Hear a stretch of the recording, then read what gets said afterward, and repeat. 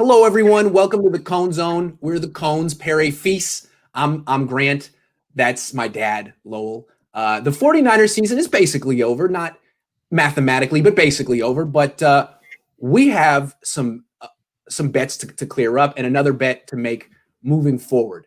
I said the Niners were going to go 9-7 this season. I was real confident about it. Turns out they're not going to go 9-7. So I owe my dad a really nice bottle of Chianti Reserva. And now we're going to make another bet about the rest of the season. Dad, tell him. Okay. Actually, I'm a little more positive for the Niners than Iggy is. Iggy is saying that the Niners are going to lose out, that they're going to lose their next 3 games. And by the way, that's entirely possible. Yeah. But I'm saying they'll win a game. And my reasoning is simple, that they're going to stumble on a win some way or other. Yes. They play close. They play very hard. For all the criticism he takes, Nick Mullins plays very hard. And he had them in position at the end of the game to tie the game, right, Iggy? Oh, he did. Despite all, yes. Yeah, despite all that. So I'm saying they'll stumble into a win. But because this is such a crummy bet, we're not betting a great bottle of wine. We're betting a big jug of Gallo Hardy Burgundy. And to win this jug of Gallo Hardy Burgundy, I have to shoot the moon, meaning the Niners have to lose the rest of their games. And let me make the case for why I think they will. I basically picked them to win every game this year with the exception of a couple. I really believed in them after watching them play with such heart last year.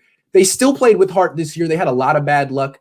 I think they can't fight anymore. I think they gave it all. And now that they're basically out, they're not even at home. They're in Arizona.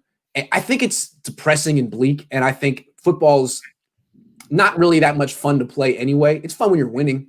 That they're going to lose. They're going to go to Dallas and lose, and they're going to play Arizona, who's still in the hunt, and lose. I think Nick Mullins still playing hard. I don't look at the offensive line and see really anyone on that offensive line who's dying to play football right now. So no, I think they're going to lose the rest of their game. Iggy, the last game is against Seattle. Will Seattle need that game? I don't know. Maybe that'll be the one they win. And if I have to give you a bottle of Gallo because Seattle takes the week off, I'm going to be mad. But you'll learn it. You'll learn it. Do they even still make Gallo Hardy Burgundy? I don't know. I mean, you can get me some. What are some other options? We get Woodbridge.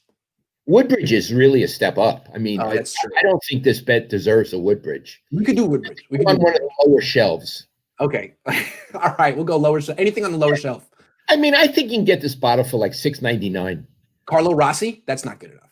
We can't go Manischewitz. We got to have standards. We'll figure it out. Figure it out.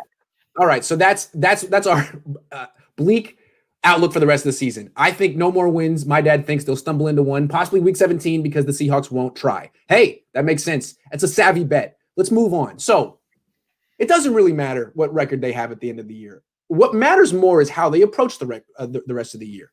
Right. Do they go for broke to get all their wins? Do they bring guys back who are hurt and have them play? Let's start with Deebo Samuel.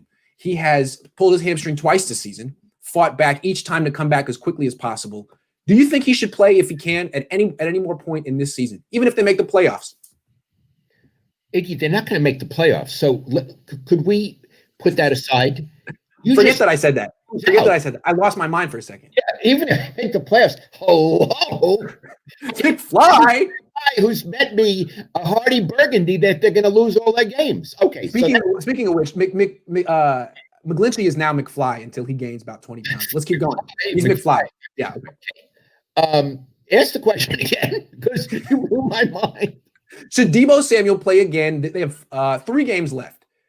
A hamstring injury is usually a 3-week injury. Should he play week 17 if he can? They're paying him. No way. And here's why. He is a heck of a ball player. Why would you risk anything, even if he didn't have a bad hamstring? Why would you put him on the field? Your whole season next season, to a large extent, depends on him. You know what? Give him a clipboard. Give him a hat. Let him walk around. I'd say he's welcome to practice.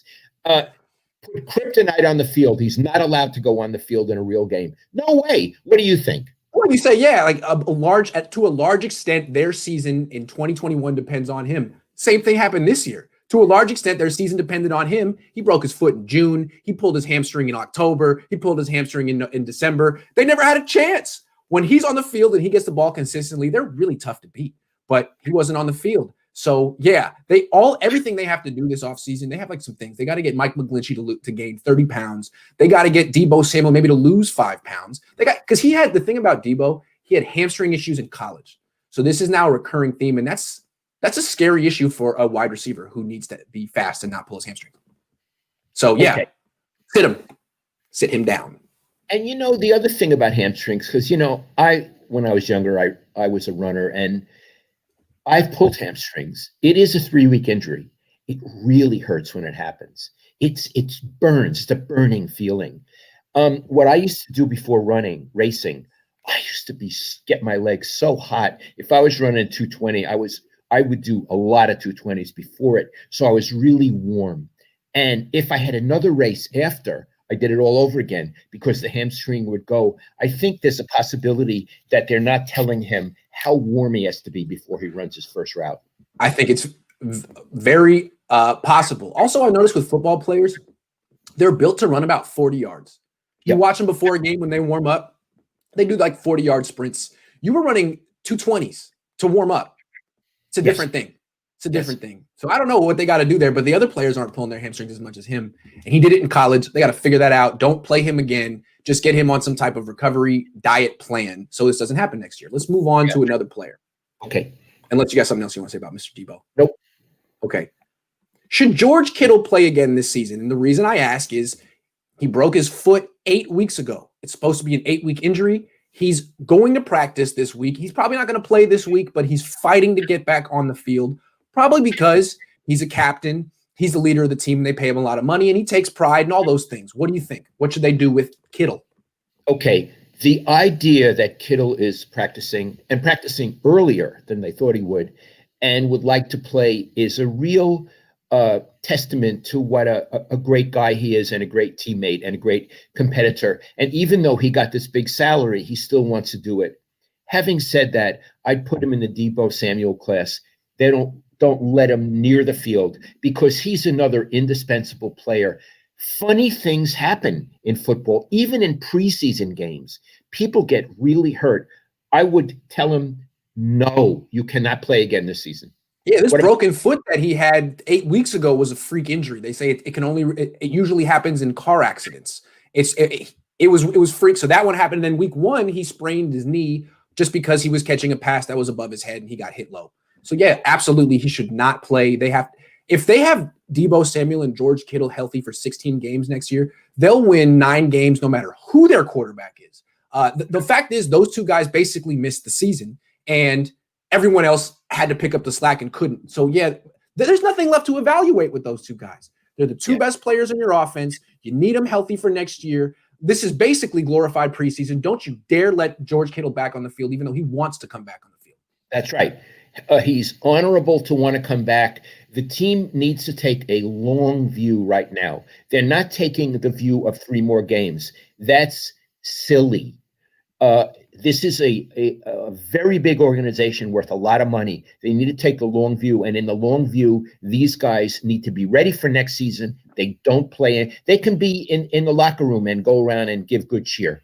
Right. And George Kittle and Deebo Samuel are supposed to want to get back on the field. That's their DNA as competitors. Deebo did it twice this year, coming back as fast as he could. Kittle always does it. And the team's job is to protect them from themselves. It's a good thing that they want to get back out there. He says, thanks, George. Thanks, Deebo.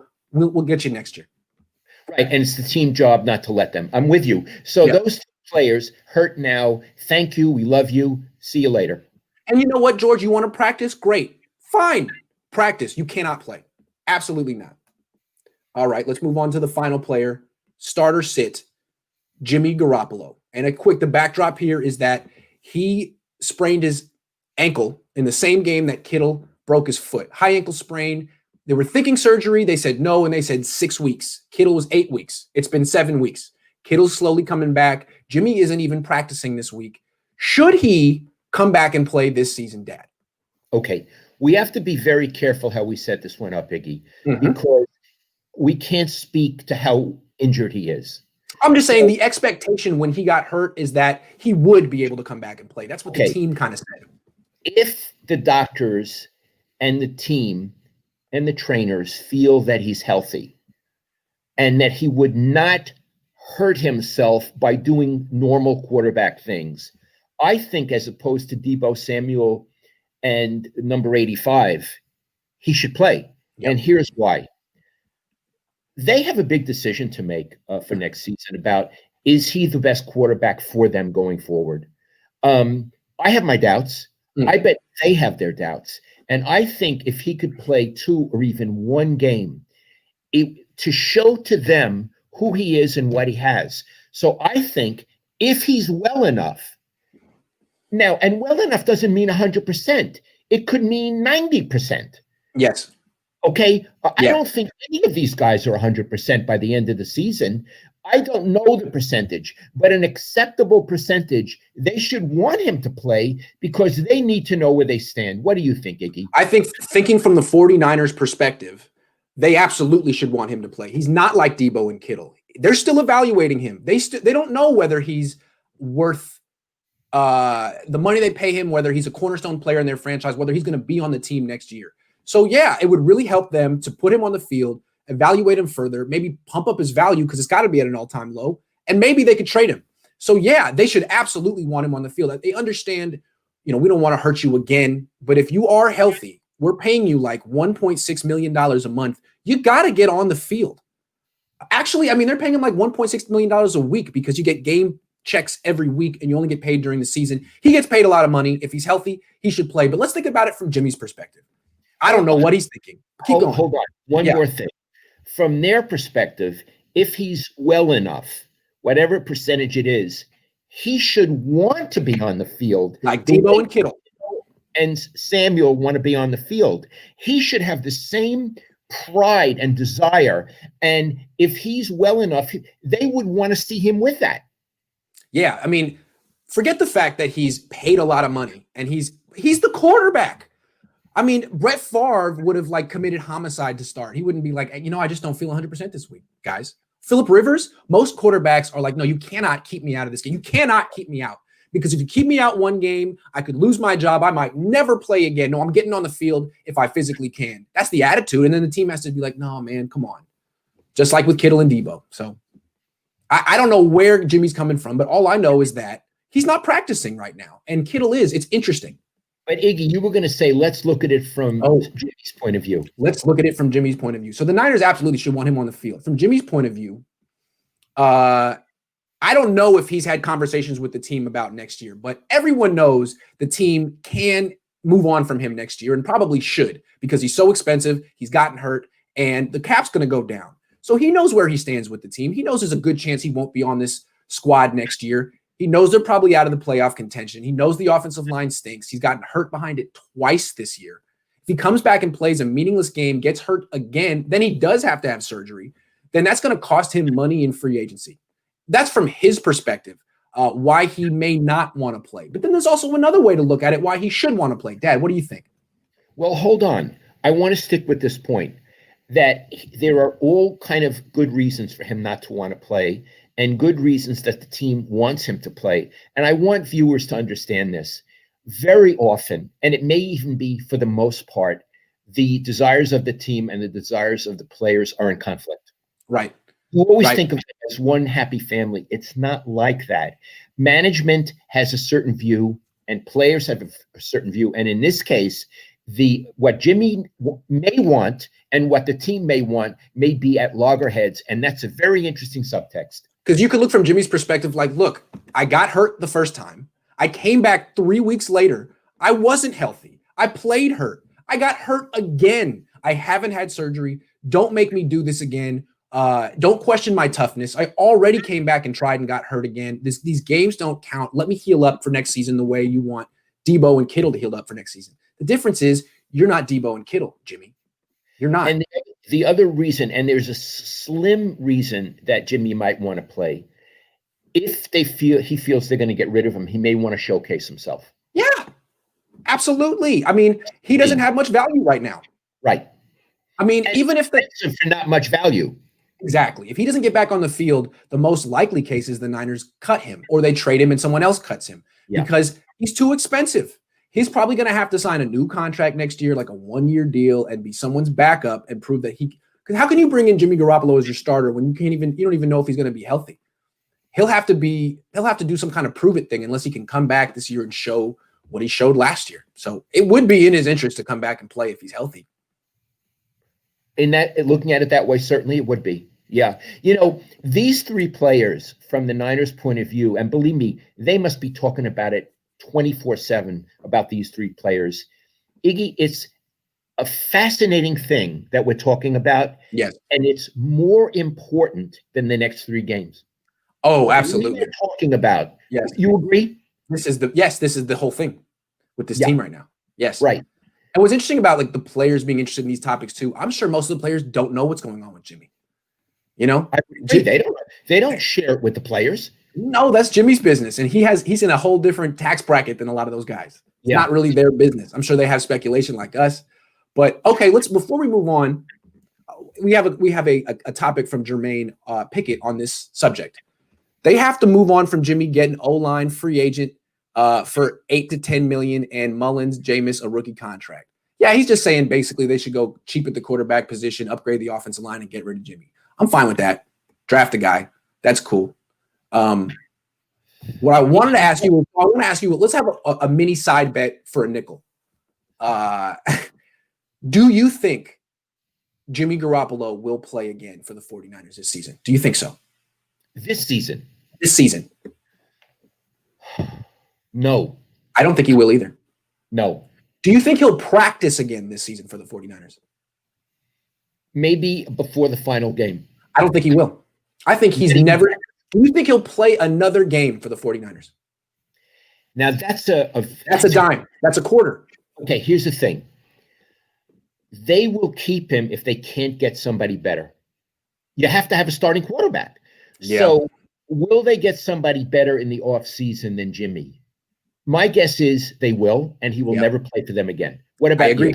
I think they're going to draft a quarterback in round 1 or round 2, and Jimmy Garoppolo will never set foot on the 49ers practice field or Levi's Stadium field ever again. I think that marriage is done. I think there's been a divorce, and he's not going to go. I think he's thinking about the next team he's going to play for, kind of the way, and I can't prove it, kind of the way Kevin Durant probably was the last 2 months he was on the Warriors. Yeah, but Iggy, I'm guessing.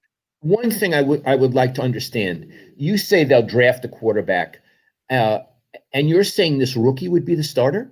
Because I don't see it that way. Well, what they could do is they could draft a guy and sign a guy, and if the quarterback isn't ready, you start the other guy. You start Ryan Fitzpatrick, someone like that. Yeah. Whoever, and then whenever whoever the rookie quarterback is who's ready, they put him in the game. So I think that's what they'll do. I mean, Kyle needs to get his quarterback eventually, right? He's entering year 5 of his tenure. Is he going to keep messing around with guys with bridge quarterbacks and temporary guys and guys he didn't really want? Pick your guy. Pick him. That's what's going to happen. One thing that we should add that's relevant to this topic, and again, what we are talking about is big picture. I say the next 3 games are irrelevant. I mean, they'll be fun, they'll be interesting, but they're irrelevant. We're talking about the biggest picture here, widescreen TV. So we talked about these 3 players, but also we need to talk about Shanahan. We praise him, great play caller, better even play designer, a very good head coach much of the time. But Iggy, he's been a flop when it's come to getting quarterbacks. Absolutely. Again, I think of Bill Walsh. He had Joe Montana and he brought Steve Young in the building saying, Joe, I got this guy breathing down your neck. I want competition. I don't care if you like each other. I don't care if you like me. I want good quarterbacks. Yep. And Kyle has not had that sense of excellence or urgency. And as a result, he's been reduced. Larry, I apologize to Nick. And this was very hard for Nick to bring in a backup and say, carry the team. He's done very well in many ways, but it was very hard for him. Kyle was not prepared. And what's more, he wasn't prepared with Jimmy because they knew he had an injury history and he didn't even like him at the end of last season, the way he used him. You could tell he didn't like him. See, Agree. But what I keep going to is CJ Beathard. Like, you have him on the roster. Nick Mullins has shown you things, and there's a reason why he's the number 2. He's had some really good games. He's had some bad games. Against Washington, he was self-destructing. I mean, the pick six, the fumble, not all his fault, but anyone does that, you get benched. If Steve Young did that, he'd get benched for that day. And the fact that Kyle Shanahan didn't feel comfortable going to CJ in that situation tells you that CJ shouldn't be in the NFL. Why are you on the team? And if he's been on the team 4 years, it's the only quarterback the Niners have drafted since Kyle Shanahan got here. Why? You're not developing him. He's wasting space. You could have got rid of him and drafted anyone else the last 4 years. Instead, 2 years ago, the Niners drafted a punter in round 4, a few picks before the Patriots drafted a quarterback. The Patriots are developing a guy named Jarrett Stidham who throws the ball. The Niners have a guy who kicks the ball. They brought this on themselves, Dad. Right. So, again, big picture, this is a drastic lack of leadership from the head coach. Drastic lack of leadership. And the problems they're having now are not whether Mullins is a good quarterback or not, or whether you should go to CJ Beathard. The problem is, what did the head coach miss, fail to see, and why? And what's he going to do about it? That's the issue we're talking about now. Today is a big picture, and Kyle Shanahan in this regard did not get the big picture. He was blind to it. And here's the thing, his tenure in Santa Clara and his career as a head coach depends on who he drafts as a quarterback this year. He has to get it right, period. If he gets it right, he's going to work out in Santa Clara. If he doesn't, he's gonna have a losing season next year, a losing season the year after that, and then he'll be 6 seasons deep with one winning season. He'll get fired. He needs to get this quarterback pick right, and he may, but we'll see. I mean, everything comes down to one thing. Well, it's interesting. He needs to get this quarterback right, but he also needs an offensive line. True. And he also needs cornerbacks. And again, he's in a pickle. This is a self-imposed pickle. He put himself in this pickle. Self-imposed pickle. He's a self-imposed pickler. He's a pickler. We got a $10 question from Joshua Wyatt, who is very generous. Thank you, Joshua. A scenario exists where the 49ers could control their own playoff destiny after Thursday, week 16. If the 49ers find themselves there, do you have to get Jimmy and Kittle on the field? Remember, they're not mathematically out of it. It's very unlikely. But if they win and a bunch of other teams loses or whatever, this could happen. Dad, in that case, what do you do? That's a really good question. You know what? In that case, and this would mean going into their next to last game or their last game? After Thursday, week 16. So the last game. If they have a chance, oh boy, I would go for it. Yeah, you can't. If they have a chance to get to the playoffs, you can't tell Kittle we're not gonna go for it. Right. Jimmy, you be a very bad message. Yeah, Jimmy, you better. Debo, no, and that's why I asked earlier. Debo, no. Even if the season's on the line, week 17, he has a hamstring injury. No, he can't come back until the playoffs if that unlikeliest of scenario happens. No, with Debo. But George, okay, if you're okay, sure. Yes, so I would say, the message to the team is we play as long as we have a chance. So, yeah. I got one more thing I want to talk about with Kyle Shanahan. I gave him an A for his coaching against Washington. I felt it wasn't his fault. I went back and watched the film today, and I got one play I want to – and I'll talk about it on the film breakdown with Jack, but I want to talk about it with you. It seems to me Kyle Shanahan loses the same way when he loses. And it seems to me he lost the game on one play in this game. And you can blame Nick for it, but end of the half, they're up 7-6. Midfield. Nick had just completed a screen pass to Brandon Ayuk for 11 yards. In this situation, I think there was about a minute and 30 seconds left. The clock was running. To me, play for the field goal. You're about 15 yards away from the field goal. Run the freaking ball. It's 1st and 10. Instead, Kyle Shanahan calls 5 wide receivers, empty formation, and it's a fake screen, deep throw up the field to Kendrick Bourne. It doesn't work. It's well covered. Nick Mullins has to run away from a blitz. He fumbles. The Washington recovers and returns it for a touchdown. So instead of going up into halftime, up 10-6 if they got the field goal, or 7-6 if they didn't get the field goal, they were unnecessarily aggressive. They passed in a situation they should have run, and gave up 7 points and went into halftime down. And that's when they lost, right there. Okay, so you're criticizing the play call from Shanahan. The play call, just the play call. Because to me, football is about field position and time management. The play might work. He's great at designing plays, but in that position, when you're up 7-6 with a defense who was shutting down the other offense and a backup quarterback who's getting no pass protection, that's the time to run. 1st and 10 at midfield with about 1:30 left. You should be playing for the field goal there. Shanahan took a shot deep. He was playing for the touchdown. He's a pass-happy, aggressive guy. And you see it in like crucial situations in the Super Bowls where he passes when he should have run. That's all I'm saying. One play. I find it interesting that you're saying this. And haven't we seen with Shanahan that he makes mistakes at the crisis moment? That's it. I mean, he's really, really good. His play designs are great, but every time he loses a game, you can pretty much look back to the end of the first half or somewhere in the fourth quarter where he just maybe the play design is good, but he calls a pass when he should run. He lost the Super Bowl because he was calling passes in situations where he should have run. Both of them. You can go to specific plays on 1st down, 2nd down, and in this one too. Like, yeah, Nick Mullins fumbled, but you should have run that situation. You should have run. Meaning it never should have come to Nick Mullins having the ball and getting it taken away. If Greg Roman and Jim Harbaugh were coaching the team and they were at 7-6 with that offensive line and that quarterback at midfield with 1:30 left, they would play for the field goal. They'd be very conservative. Kyle, he wants to go for it. And it's great, dude. But look who your right tackle is. Look who your quarterback is. Look who your right guard is. You know, you just got to get basically 3 points is great. No points is cool. You can't fumble here. And he goes empty formation, which means there's not even a threat of a run. There's no like play action, nothing. It's just Nick, drop back, do a pump fake over here, then throw deep with a 5-man protection against a 5-man rush. Okay, a lot could go wrong there. If no one's open and no one is open, now he needs to scramble around like he's Steve Young. Well, what's going to happen? He's going to fumble. He's not Steve Young. He's Nick Mullins. So yeah, it's Nick Mullins' fault. Like he said, the coaching point in that play is to keep 2 hands on the ball. True. And the coaching point for you, Kyle, is to run the ball in that situation. Run the ball in that situation.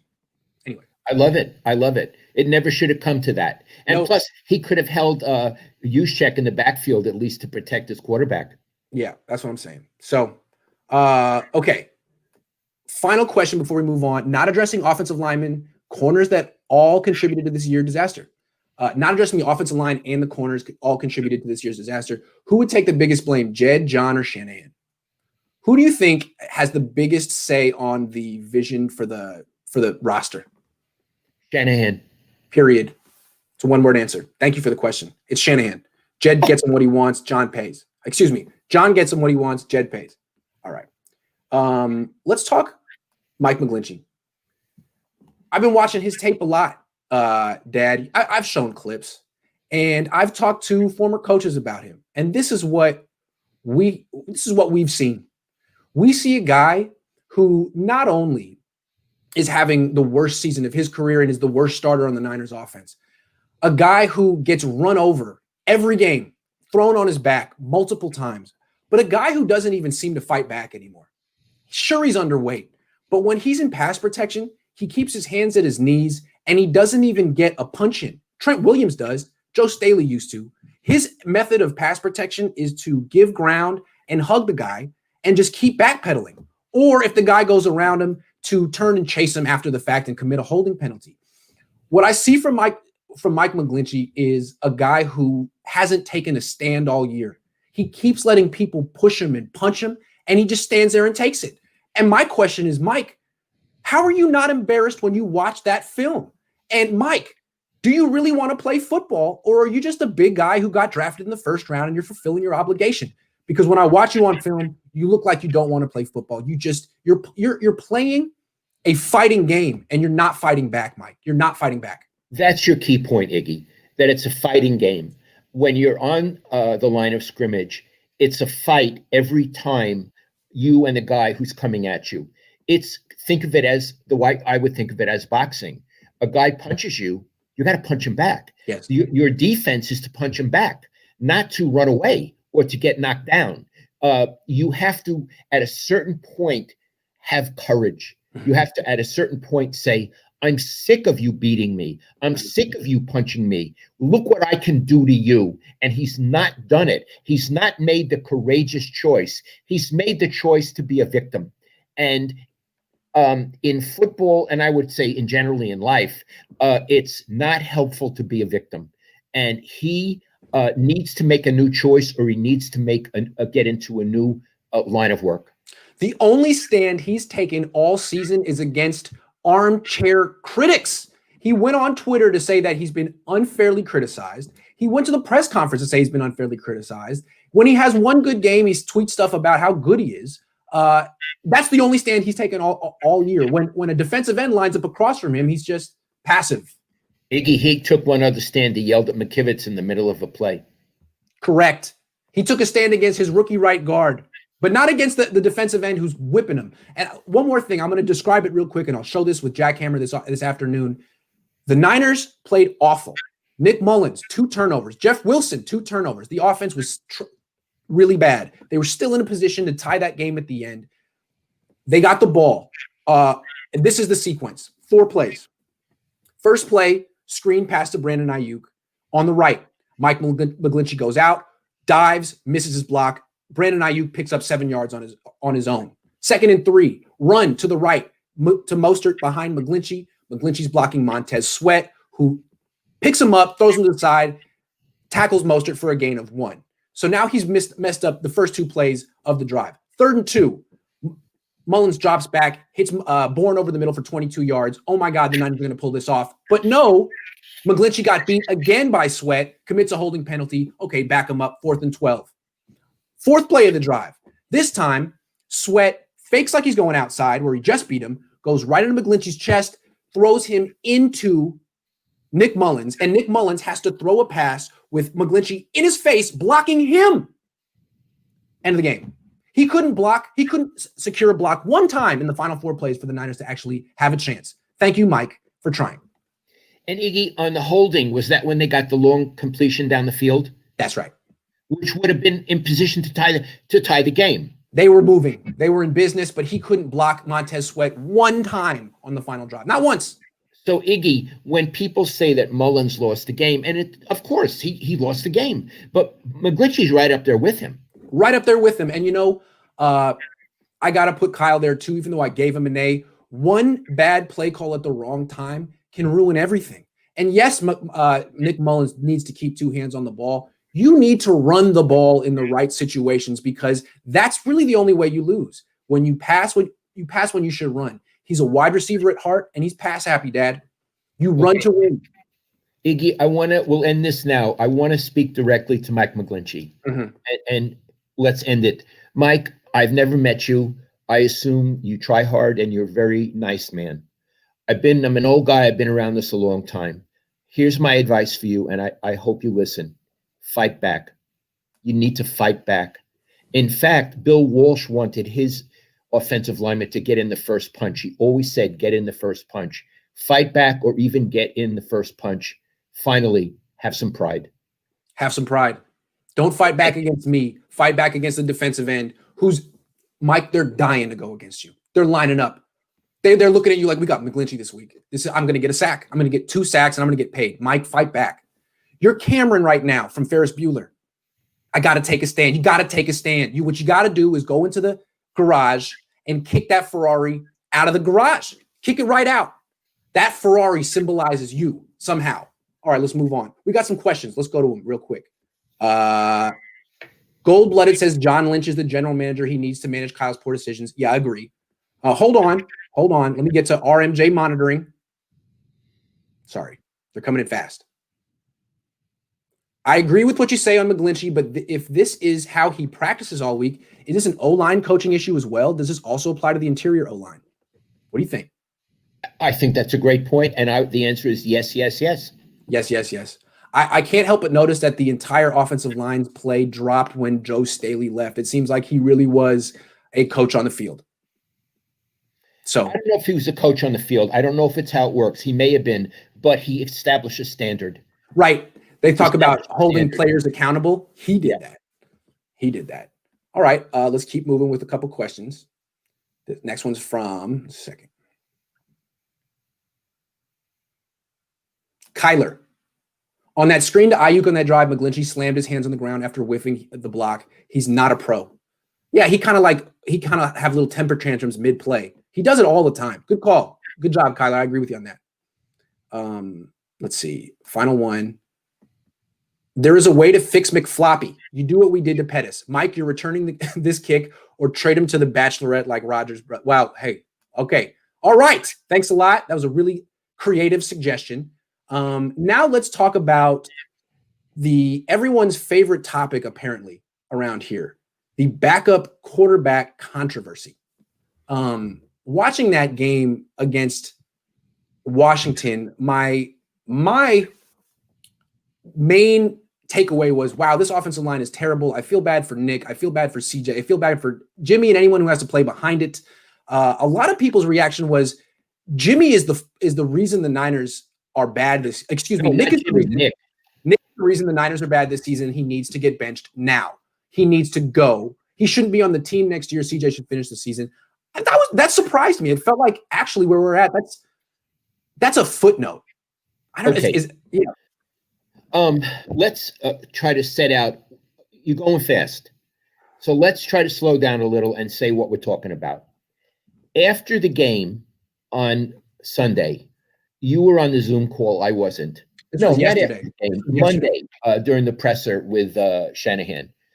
I did read the transcript, but you were there. And my impression is that 4 different journalists asked questions about Mullins. And it was like the first question was, are you going to bench Mullins? The second question was like, why aren't you benching Mullins? The third question was, why doesn't Mullins get any better and aren't you coaching him? And then the fourth question was like, how come you didn't have a better backup quarterback entering the season? That was basically, yeah. Okay. So the context is, now I'm going to be critical of the local media, and this is tough because I know these people and they're my friends. And I'm sure they're sore at me because I have been somewhat critical of them as the season has evolved. It seems to me, I don't know why they're after Mullins so much, and why they were so outraged that Shanahan didn't bring in CJ Beathard to play the second half. I mean, there's a reason. The game, Whitner and Garcia were angry. Who the hell is CJ Beathard? What was he going to do? I mean, was he going to be any better? He stinks. I'm sorry, CJ. You shouldn't be on the team. I don't think you should be in the league. So what I'm saying is it's a false argument. And then today, I read an article by a friend of mine who, wrote that at the top of the list for the 49ers going forward and creating their roster, at the top of the list is getting a good backup quarterback. And I just thought about it, and I thought, would Ira Miller ever write the top of the list is a backup quarterback?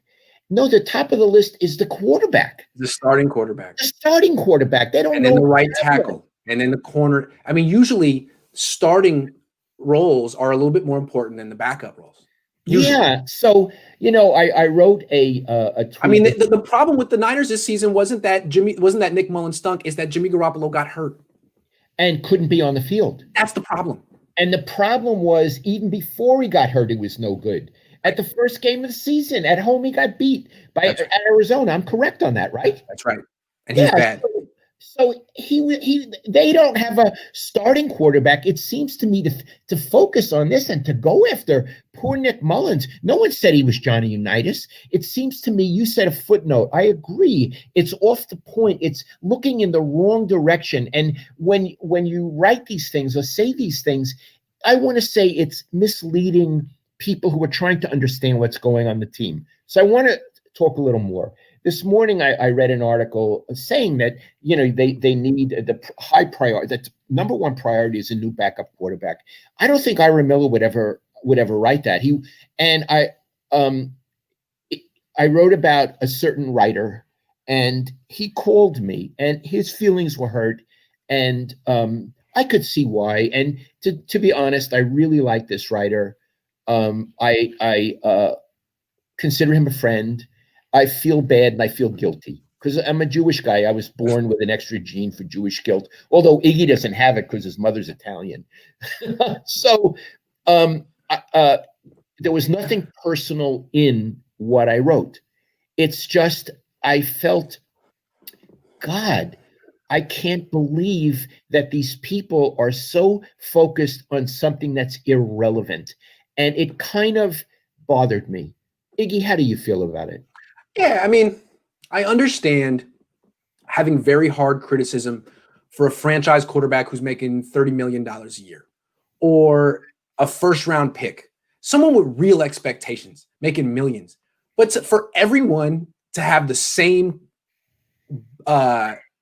take, and for everyone to gang up and bully the backup quarterback who's an undrafted free agent making $750K, like, first of all, you're just kicking a guy when he's down. It's not hard. You're not going after anyone with power and influence. It's low-hanging fruit. And Iggy, it's bullying. It's bullying. Nick Mullins, great. We all ran Nick Mullins out of town. Nice. Good for us. We flexed our power. Like, why don't you go after the starting quarterback or the head coach for once? Iggy, that's the other thing I'm the owner. But that's really bothered me this season. They never went after the owner when he ran out on the team. The head coach, he's done a very good job considering all the injuries and COVID, of course. But he's done very many things that we've questioned. And it doesn't mean that you're being a bad person by questioning the head coach. A journalist's job is to question power, to be skeptical of power. And I have to say, Iggy, if I were there, I would be skeptical of Shanahan. I would ask him hard questions, as I did with every other coach that was there, including Harbaugh. And Harbaugh appreciated it. Bill Walsh appreciated it. They don't want to feel that they have a bunch of ciphers in the room with them. The reason that I brought this up and why this whole thing is so interesting to me is because I'm on these press conferences, I'm on these Zoom calls with Kyle Shanahan, and when 3 of the first 4 questions were basically like, the beat writer's way of pressuring a coach to do something he doesn't want to do, like, you're gonna bench him, right? You're gonna bench him today, right? Tell us you're gonna bench him. It's like, that's the story today. My question, which I asked about 4 minutes in, was, Kyle, are you confident Jimmy Garoppolo is going to play again this season? To me, that's the story. Jimmy's the starter. He said, I wouldn't say I'm confident. And he went on and on and on about why, the doctors have to give him the clearance and how they need to get him healthy for next season. To me, that's the question. If Nick Mullins... Also, hold on.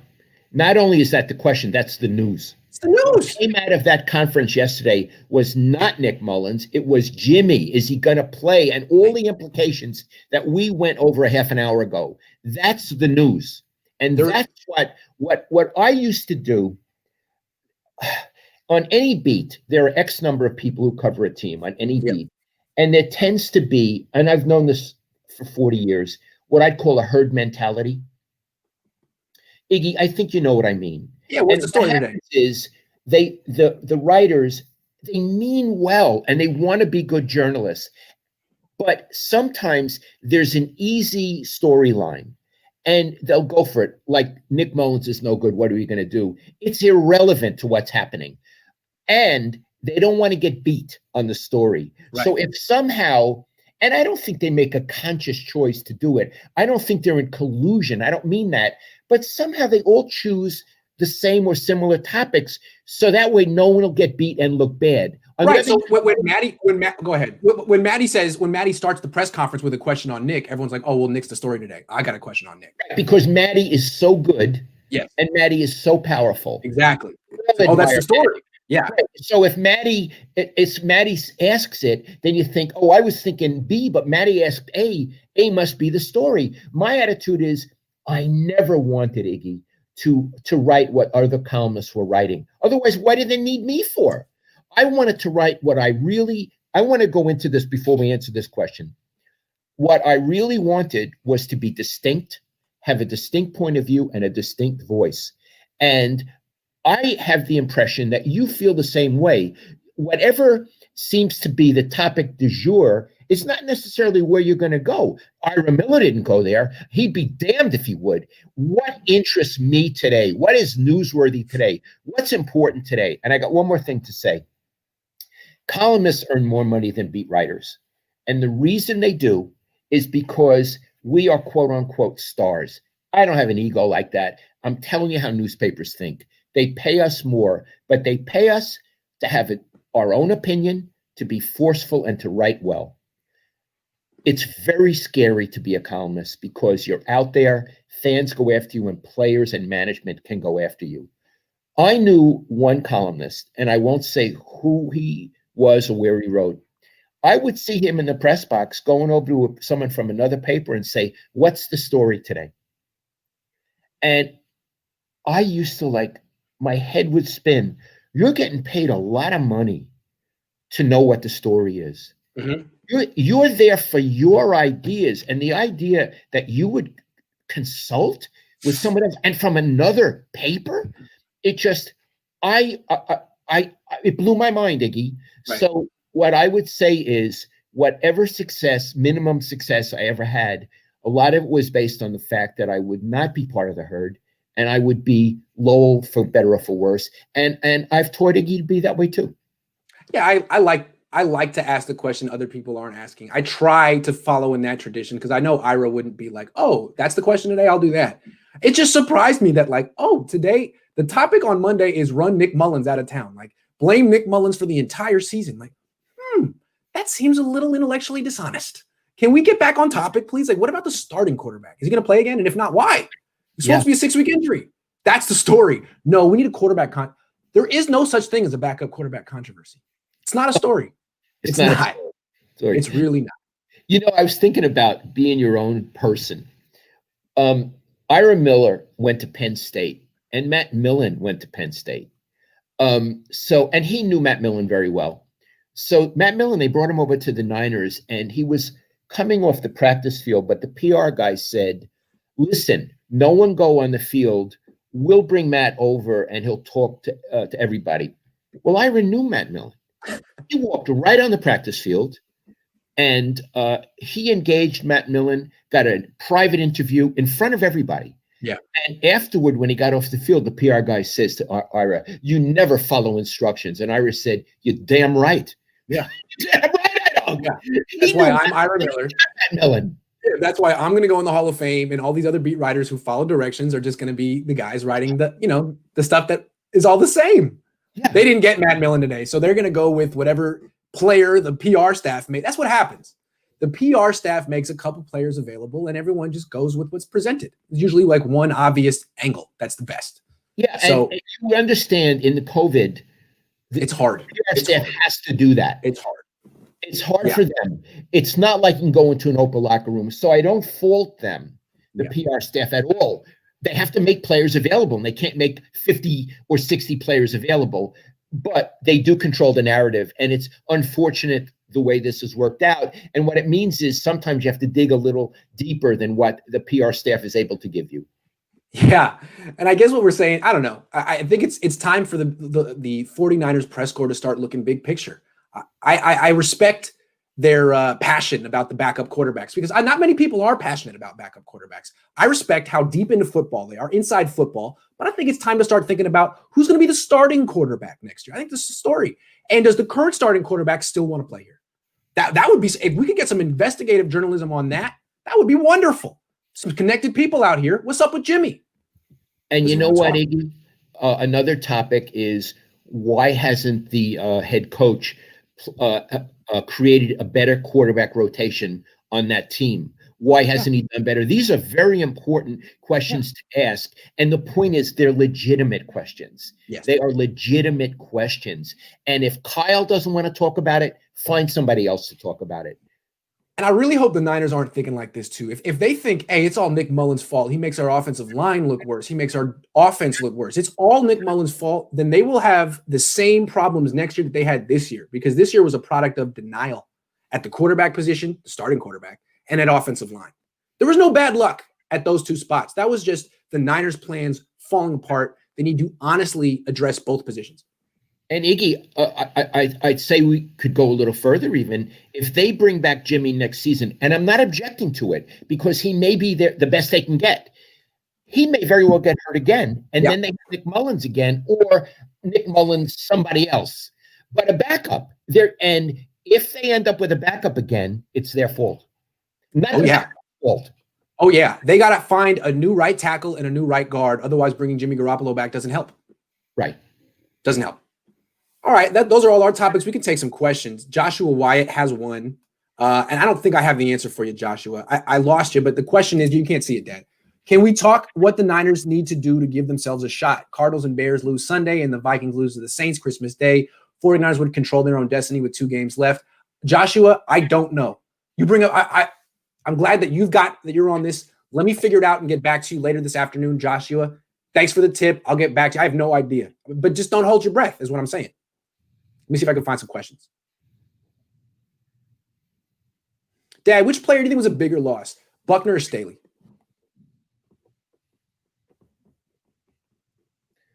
Staley. Why?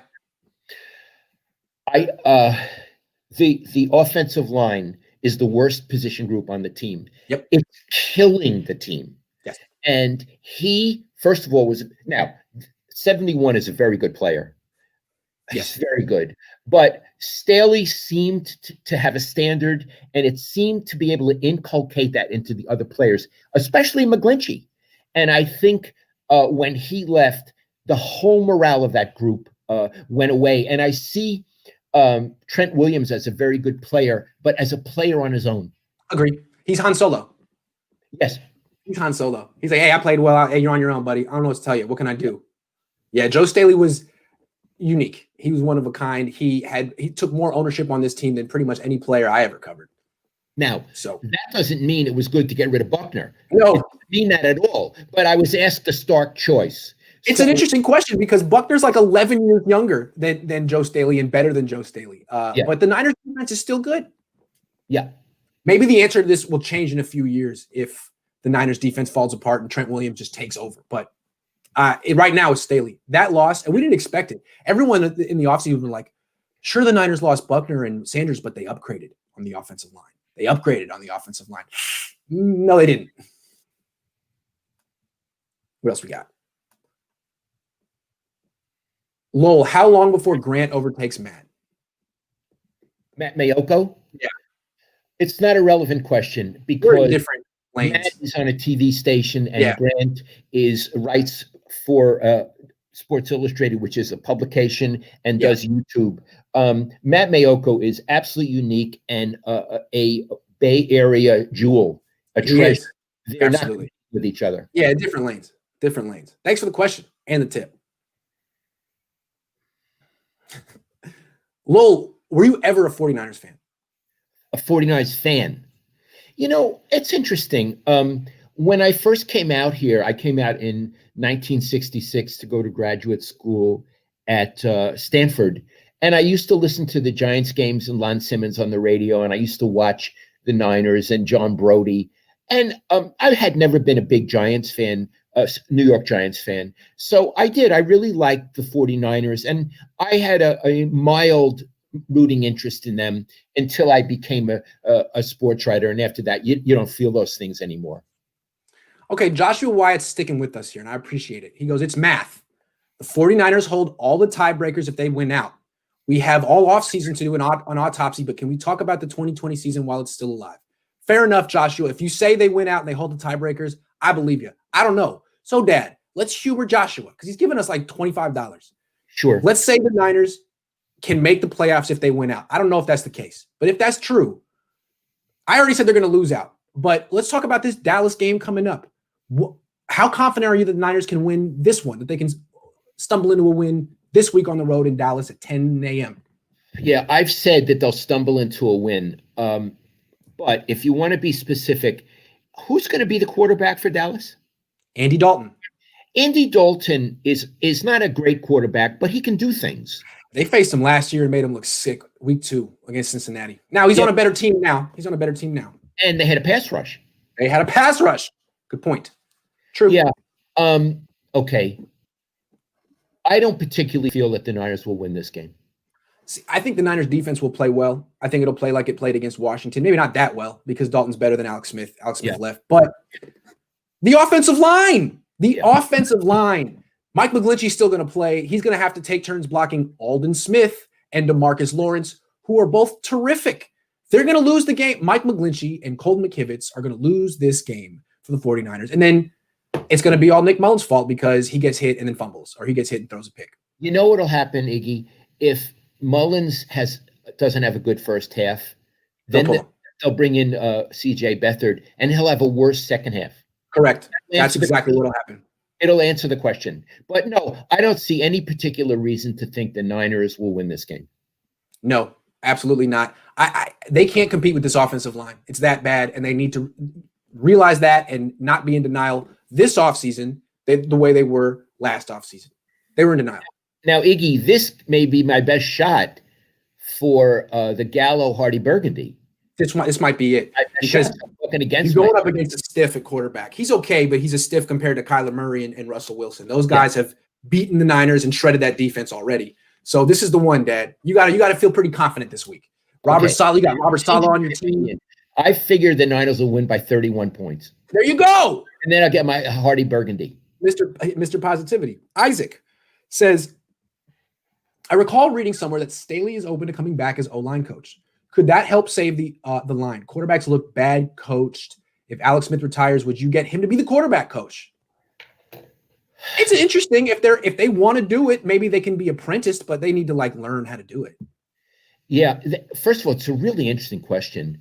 I don't know how good the Niners offensive line coaches or quarterbacks coaches are. I'm a little skeptical of their offensive line coaches. If you want to know the truth, I'm not even thinking they're teaching technique, but I'm really not there. I'm not in a position to say.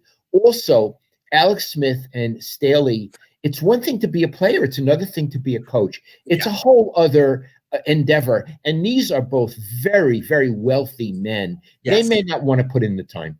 That's the thing. It's a very hard job.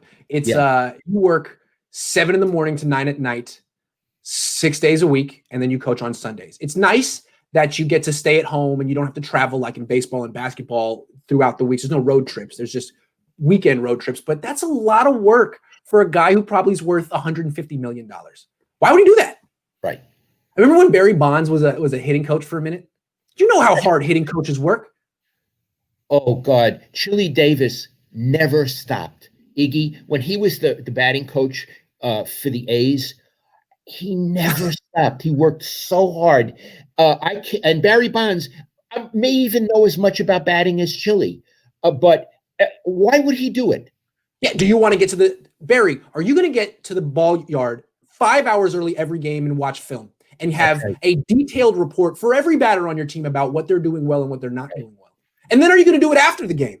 That's what Chili would do. I used to try to interview him and be like, Grant, if you meet me 5 hours before the game, I can give you 10 minutes, but I'm really busy. I respected that. He worked so hard, and that's why he's so damn good.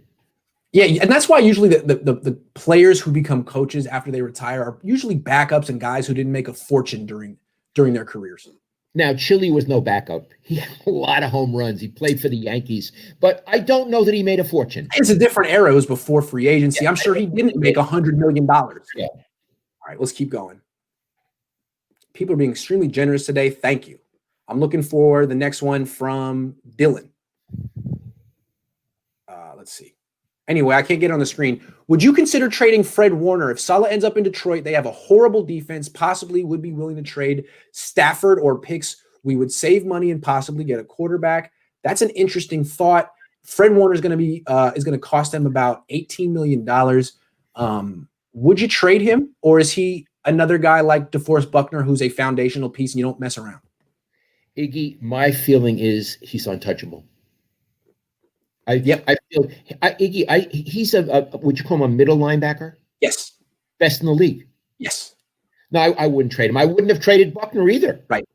Those guys should have been your cornerstones on defense. Your two cornerstones. Absolutely. So you already got rid of one. They tried to convince himself that Eric Armstead was a cornerstone. I don't know what you would call him, but he's not a cornerstone. Warner is. You got it. He's a stone. Yeah. All right. Now let me get the next question. Good question. Gold-blooded says, is there too much emphasis on a quarterback learning Kyle's system? Jimmy didn't have the whole playbook his first 5 games. Oh, boy. I'd love to answer this. Go. Hell yes.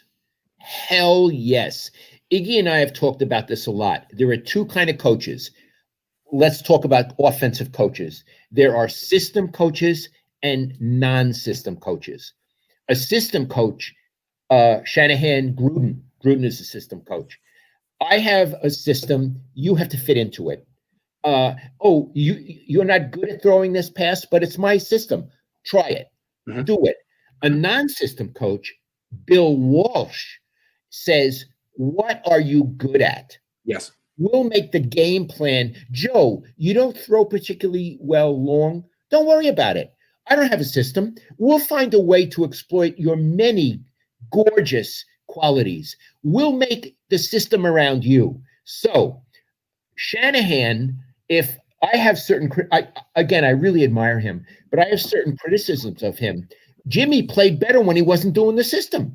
Yeah. That's something you should have noticed, Kyle, and sit him down and say, what are your 10 favorite throws? Yeah. Okay, let me see it from. I'm sorry. Let me try to see it from Kyle's perspective because he recently praised my suit and now I like him. Okay. I do think that he has adjusted his system in the past. He can be stubborn. But in 2012, when the Washington football team gave him Robert Griffin and it wasn't his choice, he created a whole college offense for Robert Griffin with his own read. And he did it. Well, he didn't want to, but he did it. And then with Jimmy Garoppolo, he didn't implement the entire New England offense. But if you notice, they don't call downfield passes for Jimmy. It's a lot of short stuff, which suits Jimmy. So Kyle can do it. I just don't know how much he really wants to do it. You know? Okay. Iggy, would you say I've never asked you this before. When Jimmy's on the field, let's not criticize him not being on the field, but when he's on the field, has Kyle gotten the most out of Jimmy Garoppolo? Oh, man. I would say so. I think last year what Jimmy Garoppolo did is the best year he's ever going to have in the NFL. Okay, I would say so. Thank you. I would. I mean, what Kyle did in Atlanta was Matt Ryan threw the ball down the field a lot and really well. Jimmy doesn't throw the ball down the field well. So last year, everything was screen to Debo, short pass to Kittle. And Jimmy Garoppolo had 100 quarterback rating. He went all the way to the Super Bowl. I don't think he's ever going to do that again. Maybe Bill Belichick can do something better with him, but I'd like to see him play 16 games again. I'd like to see that. Anyway. Yeah, I'd like to see that. Good question. And the other thing is, I think with Kyle Shanahan having this 5-year, 6-year extension, he's free to draft a quarterback and play him right away. Who was he going to do? Get fired? No, he's not getting fired. Yeah. Okay, let's see if there's any more questions. One more question, then we'll go.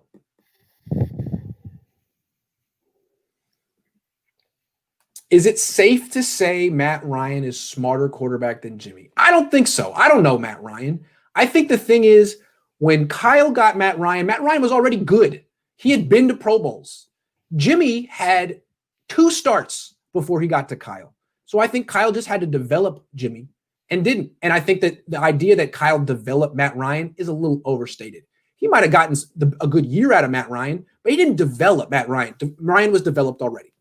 Okay, but the question is, who's smarter? And here's what I want to say. I wouldn't look at it that way. I'd say who's a winner. Yeah. Jimmy's a winner. Yeah. This Matty Cool, I mean, he's a loser. He is a loser. He's a loser. He's a loser. He's not in any conversation I'm interested in. Yeah. Okay. All right. Well, if you got one more question, you get Matt Ryan. Yeah. If the Niners get Matt Ryan this offseason, that is not the solution. No. B. Rodriguez says Matt Ryan is bleh. I love bleh. Horatio Flores says, who's a better play designer, Walsh or Shanahan? I say there's no question, Walsh. Okay, let me put it this way. Dad, who designed Walsh's run plays? Oh, that's interesting. Bob McKittrick. Okay, so I would say that probably Mike and Kyle are maybe a little bit more proficient designing run plays than Bill. But Bill is the greatest drop back pass play designer of all time. And that's pretty important. He changed football. He changed defenses because they had to deal with it. And what's more, if he were around now, I bet he'd change football again in ways we can't even imagine. Yes.